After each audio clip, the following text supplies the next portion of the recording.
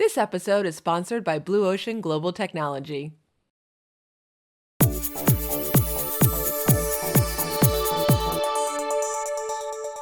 Hi, I'm LauraVirili, and I inspire advisors to kill it online through social media and offline through relationship management. Today, I'm joined by Esta Singer of s.h.e. Consulting. Esta's talking all things digital, but in particular, Twitter. Esta knows when to tweet and how to tweet. She's really cracked the code. So much so that she was named as one of the top badasses of Twitter and is a member of the Nifty 50. Esta, it's so great to have you. So tell me about your story and what inspired you to start a digital consulting company.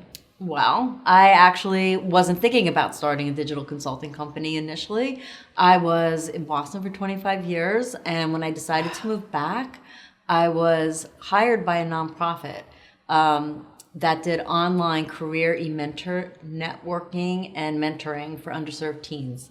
And they had a partnership with E-Trade. And so I was responsible for building this program out nationwide between E-Trade on the business end and the schools, and implementing the program in different schools all around the country. So I trained the kids, I trained the teachers, and I worked with E-Trade to recruit the mentors, and then built the program so the mentors would spend a certain amount of time online with kids. So what I realized in that moment was that I can reach. I love empowering people, and I love empowering children. So I was able to reach 1,000 kids around the country and help guide them towards mentors. Yep. And also empower people who say, I don't have time to mentor a child, to be online. So it was my job to recruit the mentors, motivate the mentors to be online, train the teachers, and then inspire, motivate the kids to be online. And I could get a message out in a moment to all of these kids. Right. It could be inspirational, it could be guidance. Yep. But in that moment, I said, wow, this is where I want to be. I want to be able to reach the masses in a positive way and be able to empower people around the country in a powerful way with more immediacy. That's a fantastic story. So how did you come up with the name of your company? s.h.e. s.h.e. Are my initials backwards. You're like Oprah. Oprah, right. Harpo industry. Yeah. And s.h.e. Consulting. So s.h.e. Consulting. Esta, Helene, Singer. Love it. S.h.e. It turned out to be that it was fab marketing because I happen to be a she, and I do consulting. So in those harried moments when I'm not able to grab my business card or don't have my business card with me, right, which is almost never, however, if I'm meeting somebody casually, and I could just say s.h.e. Consulting. It's my website, it's my business card, it is my self-marketing. That is brilliant marketing. Just needed to be easy. Easy for me, easy for you. Easy peasy. Easy peasy. Fantastic. So Esta, tell me why it's so important that individuals, companies, and entrepreneurs have a digital strategy. You need a digital strategy because you want to be found. And the only way you're going to attract people to your business is to be where people are. And today, that is online. It is online on hundreds of different platforms. We're most familiar with the big ones. We're familiar with Twitter. We're familiar with LinkedIn. We're familiar with Facebook, now Snapchat, Instagram. Those are literally a few. There are hundreds. It's a lot of people also need to be multi-platform. So it's not about you wanting to get your word out. It's about deciding where you want your word to be. So your word doesn't need to be everywhere. Your word needs to be where your clients or potential clients are looking for you. So you need to be found by the people looking for you. So where is that? Where are they looking for you? So you help individuals, companies, enterprises, and entrepreneurs actually define that strategy. Right. So your digital strategy is how the entire digital landscape is going to transform your business. Right. So you first need to look at that. Your digital marketing is more in line with where are those platforms, where are the people spending their time. So what platforms are the best for my business? Not, I need to be everywhere. Right. So in the past, it was all about outbound marketing. Everything's coming at you. Right. So I have a billboard, I have a brochure, I have something that's not having a conversation with me. Right. Now it's all about inbound marketing. And that's a word of mouth marketing. So that's people. So if you say to me, I have the best pizza place for you, I am more inclined to believe that you think that Vinny's has the best pizza more than a billboard that says we have the best pizza. Okay. I'm going to Yes. listen to you. I trust you because you've had the experience. The billboard, I don't know who's had that experience. I'm not going to trust them. I'm going to trust you. So right now, everything's about inbound. And with that comes transparency.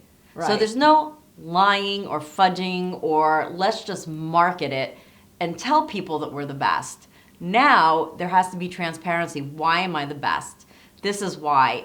And I have this person to attest to us having the best pizza, Right. the best printing, the best service in a specific area. So now it's word of mouth. There, you cannot hide behind a billboard or a brochure. Yes. And I've discovered that because of social media and the transparency that's out there is that we now have quite a sophisticated BS meter.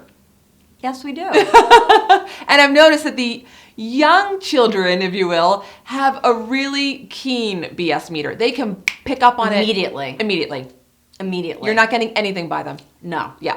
And, you know, I think the older generations are a little more discerning because they understand the bigger picture because they came from those billboards. They came from the brochures. The direct mail, right. Right. So the kids, you know, like with anything, you know, as children, kids pick up on authenticity Yes. immediately. Yeah. They will meet a person and they will know right away, can I trust this person? So now what's happening is they are using what they've learned, and we as adults are understanding that younger people get that. Now we are all looking for that authenticity and the transparency. Everything about digital marketing is about building relationships. That's it. Period. It's all relationship marketing. It is not how much information can I get out to the world. It's deciding who needs my information, who needs my service, who needs my product, where are they spending their time, and how is my product or service going to help them. So it's not about what you want to push out there. It's about what does that person, potential client, customer need, and how can you help them. And that's part of relationships. So it sounds like it's now all about relationship marketing. You need to be transparent. You need to have a really strong online brand. And let's say, for example, you're working with someone in the sales profession. Mm-hmm. How does that process work? Do you basically interview them? Is there a discovery process to then say, okay, Mr. Smith, based on what I've discovered here and the fact that you're in sales, we're going to focus on the big three: LinkedIn, Facebook, and Twitter. Like, how do you define that strategy? Because there are so many platforms and there are the big ones. Like, you know, would Mr. Smith be on Vine or Snapchat or Instagram? Right. So again, we go back to what we talked about in the beginning, your digital strategy. So you need to understand your holistic purpose about why you're online. So everything, you know, should be coming back to your website. The only goal of your website, which you should have, is Everyone should have, right? Everyone should have. But it's not, again, about your website being there for everybody. Your website's there for specific people that you're targeting. Okay, So for your niche. Right, but specific buyer personas. So that's your catch term. Yep. Who am I marketing to? So hypothetically, if I am a furniture store, Right. and I am marketing to, you know, you say your demographic, which is different than your buyer persona. It's a little more broad. So if you're saying I am marketing to this age group in this financial space, Yep. they have this amount of dollars to spend. It's a married couple. It's their first home. I know that the, you know, biggest time that people are online and social is on Saturday morning. So that's the time I want them to come into my store. However, if Mrs. Smith has a child who is, in 8th grade playing soccer in the morning on Saturday, that buyer persona, potential client, is not going to be online to see your posts. So how do you know when your target market, if you will, is online? Like, what are the best times to be online and to be posting, or is it different for each platform? It is different for each platform, and everything starts again with your buyer persona. You have to take time to figure out, it is about the person. It is not about the company. It's not about the demographic. That's broad. You want to literally go to pain points. What is my service, my product going to do to help this person? It really doesn't have to do with, and again, most people with their websites say it's about me, and what I have to offer. I want to show them I have this. I want to show them I have that. It's about making a connection with people and understanding what they need, what their pain points are. This woman who couldn't get online to go figure out what she needed for her home was at a soccer game. Right. So what can I do to help this woman have that space and time where she can see my product, see the optimum time that she can, visit my website or get answers to her questions about what might be her pain points with, furnishing a new home. Does she work full time? Does she, manage a family? Has she had a new child? Like, what are her time constraints? How can I make that process easier? Right. So that's where you go to your buyer persona. That's where it's about, who am I trying to help? And this goes back to what I enjoy about being online in digital strategy and online marketing, is that you're helping people, you're empowering people. Right. Everything is about relationships. So the relationships I've built online are, with those Forbes top 20, the Forbes top 15, the Forbes top 10. Wow, a lot of companies want to get to those people. Of course. They're considered influencers. That's right. So people will listen to what they have to say. The thing is that before, you had influencer, the term, I've been on since 2009. Like, I've gone into social media with complete transparency, complete authenticity, and a sincere wanting to help people, wanting to meet people, and a curiosity about learning, and a do the right thing attitude. So did I look up in a book or look online and say, oh, I want to get to that influencer, No, I naturally evolved these relationships, trust and credibility. Right. It's rare that I will ask any of these people for anything. However, when I do, they step up, and I do the same. So give me an example of that. I know Twitter is your platform of choice. Love Twitter. You love Twitter. I am a Twitterholic. And I know there's a lot of scuttlebutt right now around Twitter. Are they coming? Are they going? Are they doing more than 140 characters? Blah, blah, blah, blah, blah. Right. However, you've made phenomenal inroads with some very influential influencers through Twitter, and share your stories around that, coupled with some of your strategies in being so successful in the Twitter universe, or Twitterverse. What do they call it? It depends on what makes you feel the best when you say it. Twitter sphere, Twitterverse. Oh, Twitter sphere. Whichever. I guess I could give you one example. My dad, who passed away a few years ago, very cool guy, very street, fun person. Right. Really, he really didn't have, wealth.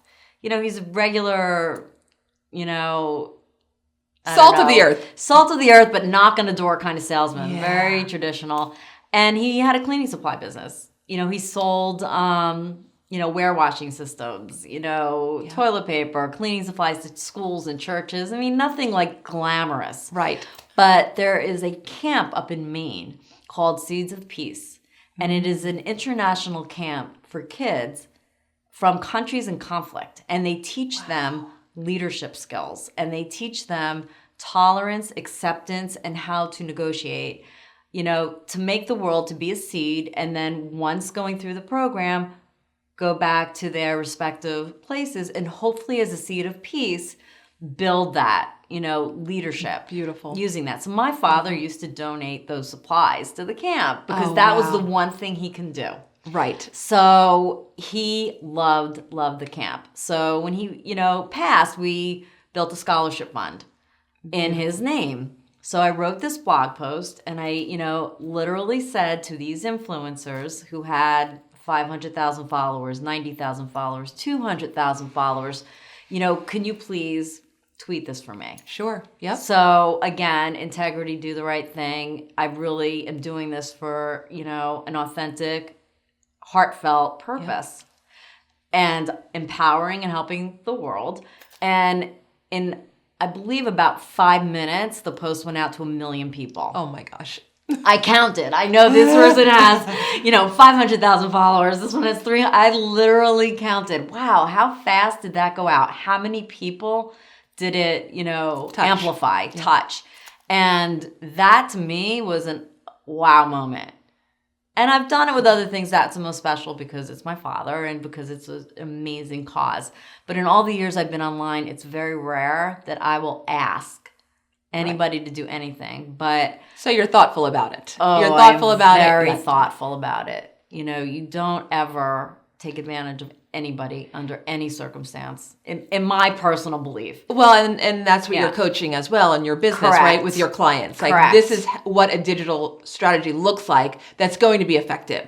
Correct. If you're going to be out there throwing Pushing. up on people and pushing. Digitally throwing up. Digitally throwing up, people are going to shut you down. Correct. I personally have people that I've stayed connected to, but I've hidden them because they're throwing up on me. And I'm like, ugh, that's too much. I still want to be connected to you. However, I'm now going to hide you because at some point they're jacking up my feed. Right. And I'm glossing over the information they're sharing. Right. So if they were going to share something heartfelt, such as your father's story and what you were portraying in your blog, I might have missed it. Right. Yeah. So you have to be very mindful and thoughtful around that strategy. That's a fantastic story and great advice. Right. So you love Twitter. Love it. It's immediate. It's immediate. Global. So it's a platform for you. It's a global voice. Okay. Twitter has a global voice and it has a global platform for an individual voice. So once you have your individual voice and you build those relationships, you're now amplifying your voice. Okay. Right. So Twitter there's 6,000 tweets a second. Is that a correct statement? There's more than 6,000 tweets a second. Many more. Okay. So that's very, very, very, very, very noisy. How do you cut through that noise and how do you establish a relationship when Twitter is so fast moving, so immediate, and there's so much happening at such a fast clip? Pace. Before you go on, you say, okay, why am I on Twitter? Okay. Got it. What is my goal of being here? Yep. A lot of people, are afraid to jump in, which is completely natural.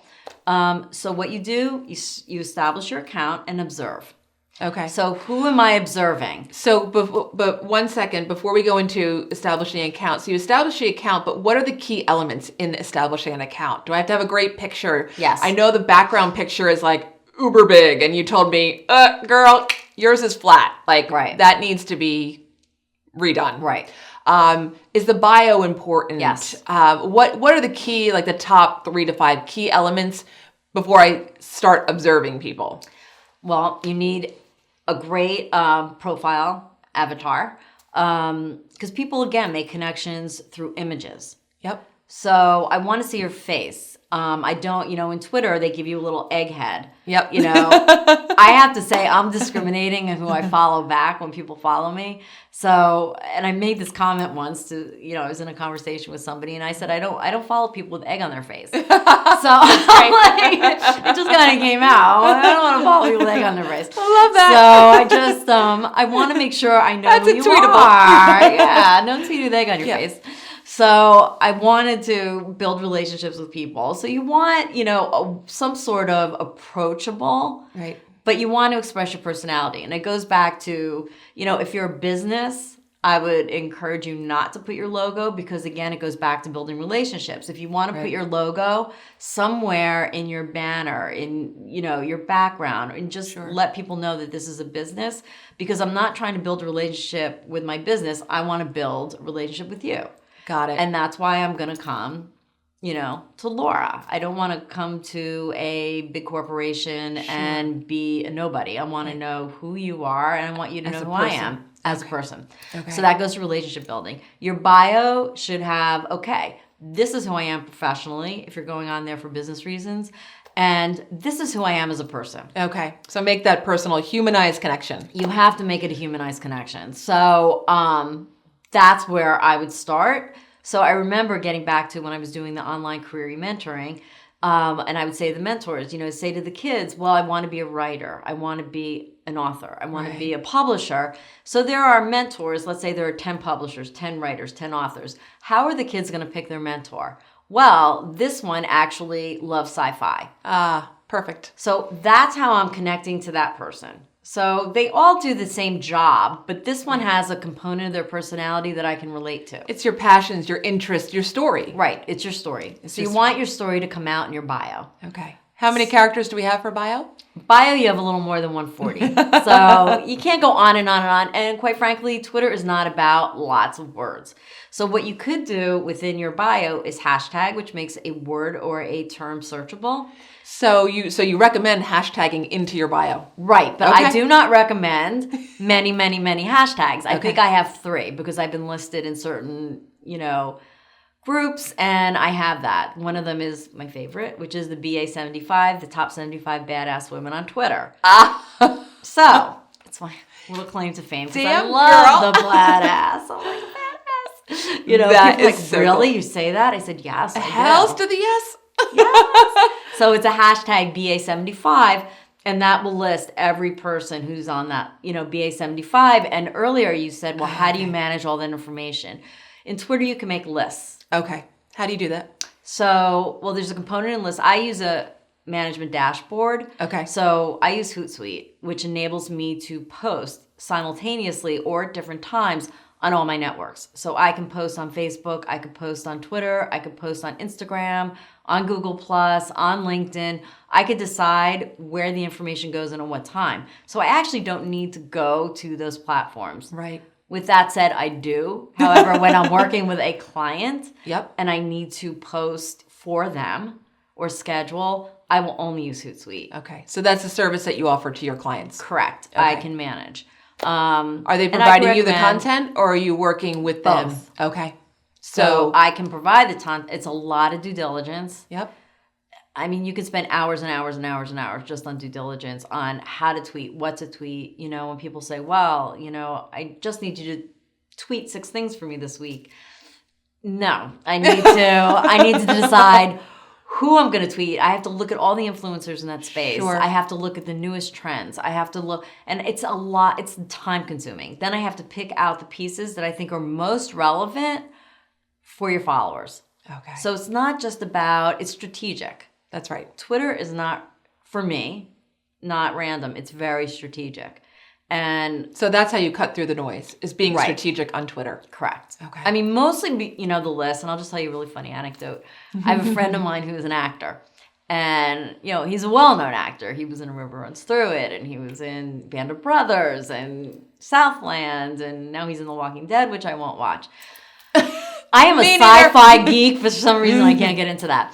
And I remember initially when he was kind of first getting on Twitter, and the only way you could really direct message somebody is if you're following each other. Correct. Now it's open, correct? Yes, but but for a long, long, long time, only if you're following each other. Right. And, he had chatter. Like, it was when I was just trying to manage my information, and he was, he's a brilliant guy, but he was just more being, not an actor, but he was being talking. himself.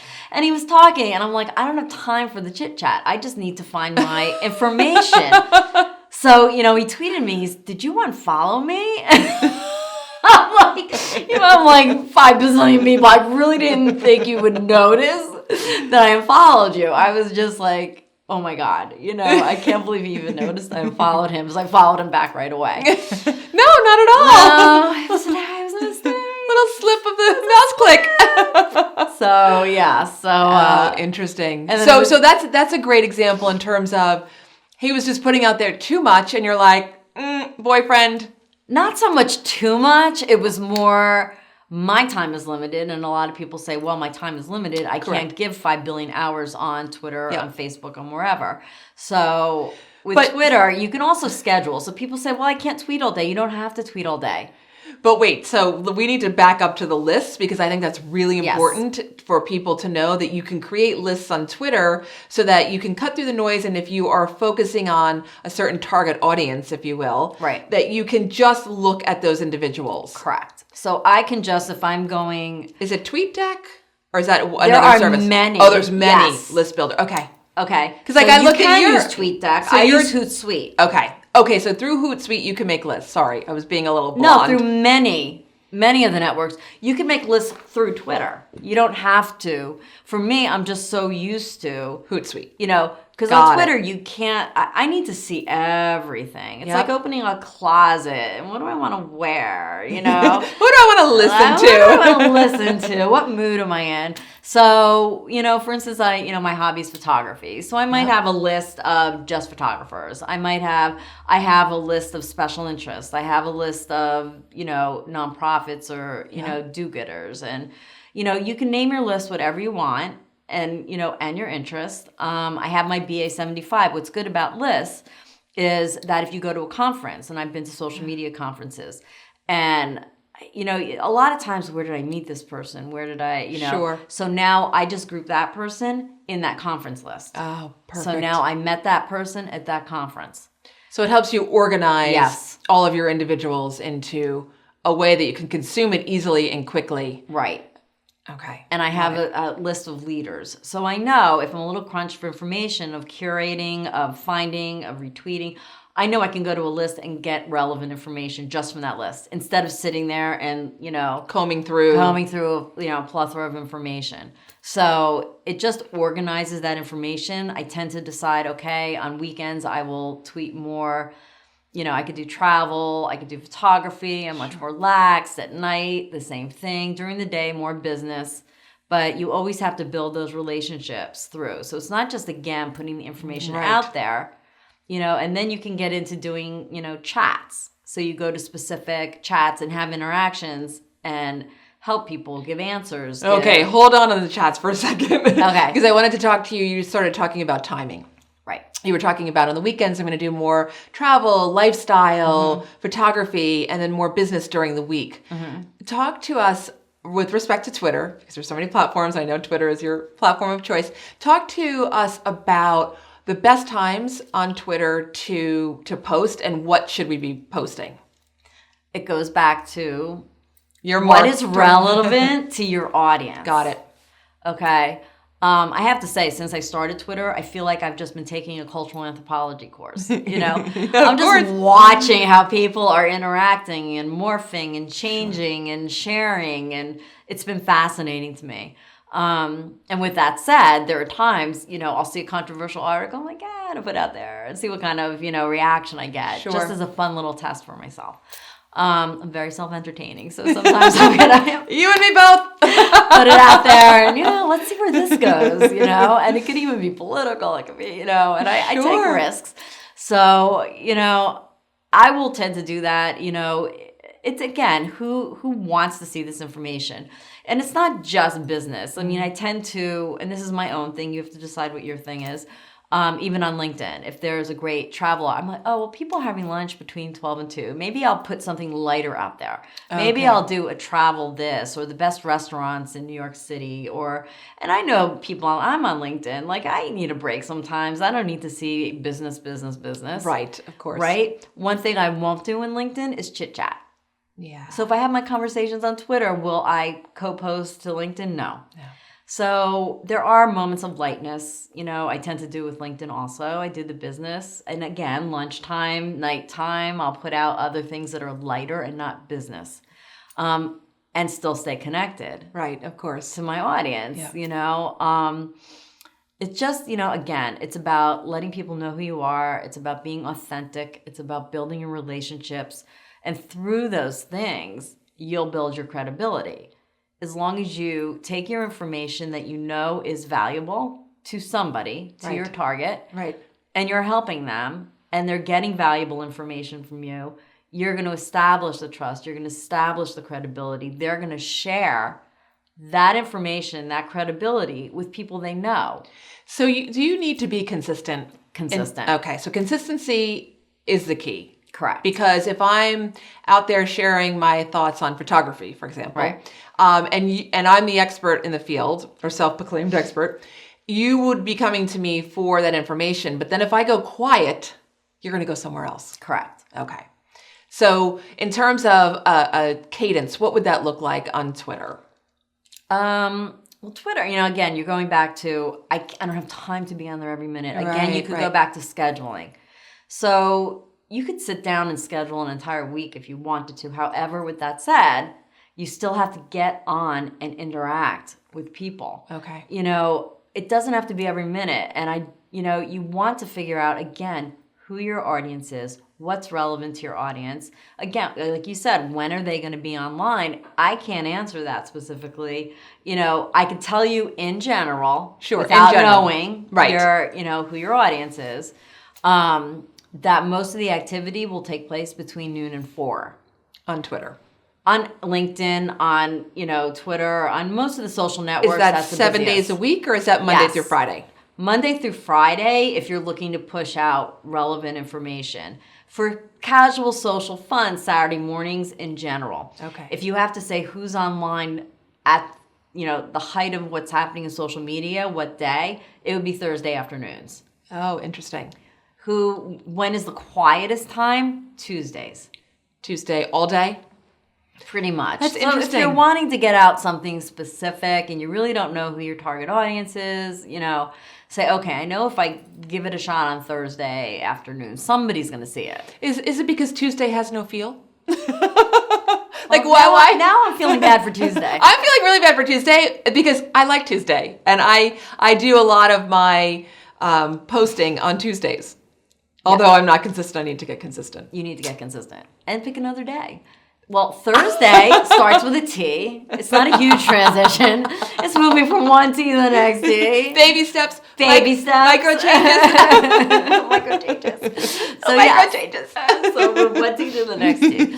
So start, Okay, so Tuesday is just put a big I'm old not X. saying do not tweet on Tuesday. I'm saying if you have something you really want Eyeballs and eyeballs on and retweets and retweets, I would do, in general, again, in the afternoon, 12 to 4 during the business week. Is that if you're doing local time? business. Is it local to you, or when you say, I do local to me. Okay. However, always, always, always keep in mind that it's a global world digitally. Right. So there are times I say, okay, this is, 6 o'clock at night, and I do consciously know this, it's 3 in the afternoon somewhere else. Right. It's, on the other side, I used to have... It's kind of like drinking. It's Yes, 5 o'clock that's somewhere. Exactly right. It's 5 o'clock somewhere. Let's, in Spain, afternoon. Let's go for a... Let's tweet. Let's drink. Yes, let's do something. Let's just have a good time. As long as, we're figuring out why it's relevant to do what we're doing. We're relaxed. We're having a margarita. It's all good. It's all good. It's all good.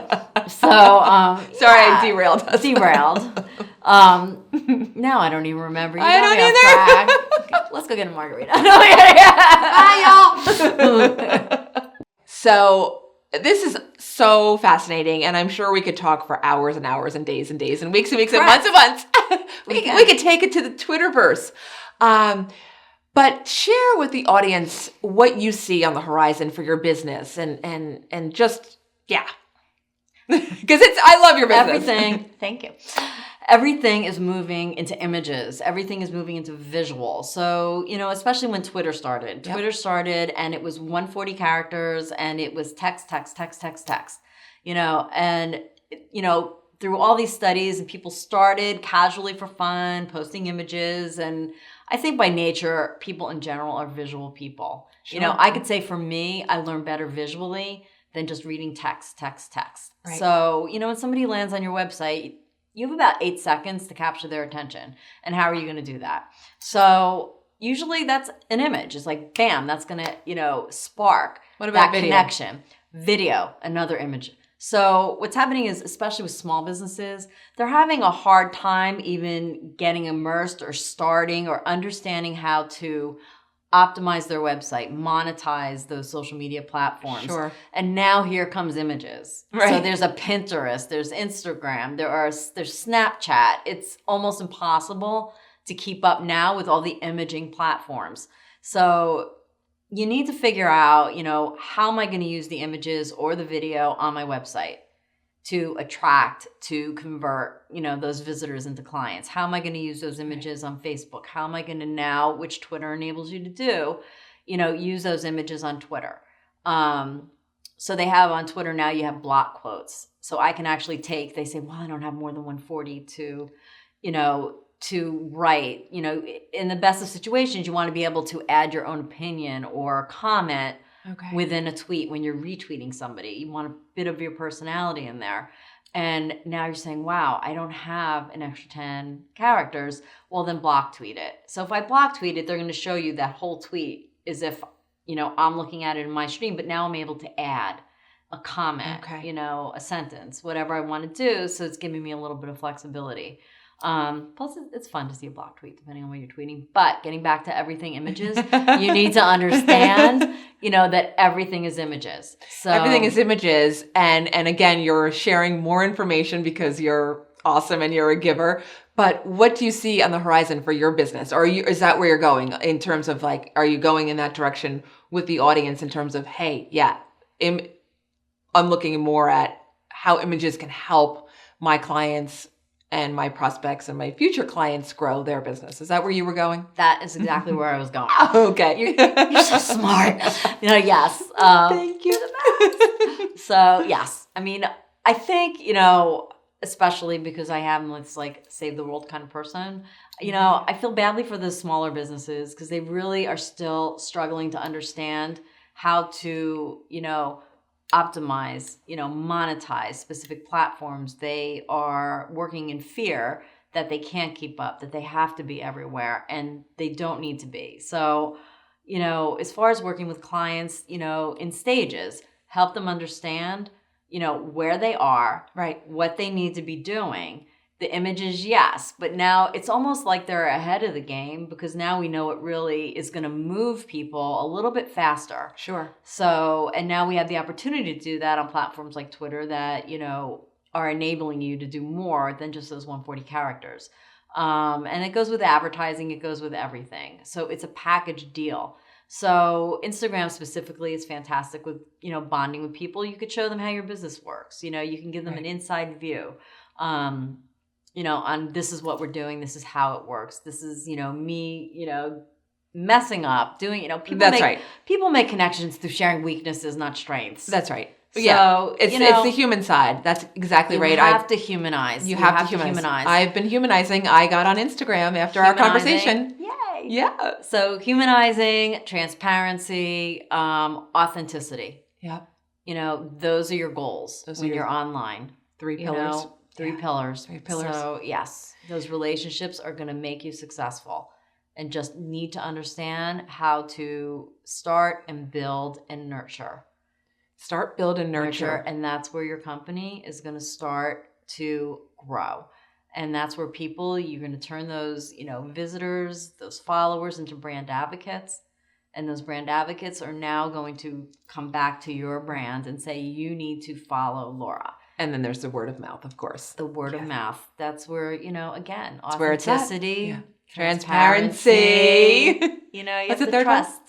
See, I already forgot. I'm not that smart. Relationships. That's right. You have to build. Build. Love.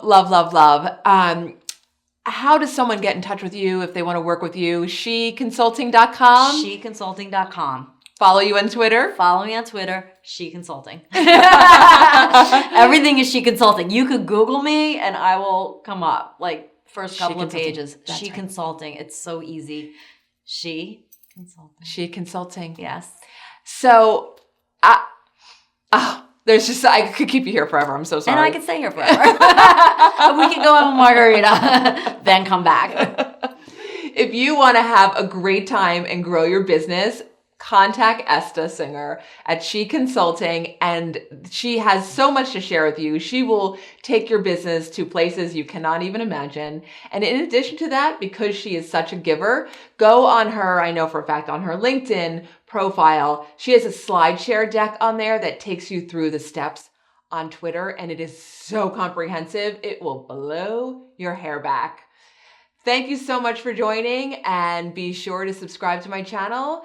And thanks for joining. Look at the camera. Thank you. Pretty camera. Thank you, Laura. You're the best. Thank you. That was fun. That was awesome. That was fun. You're awesome. You're awesome back.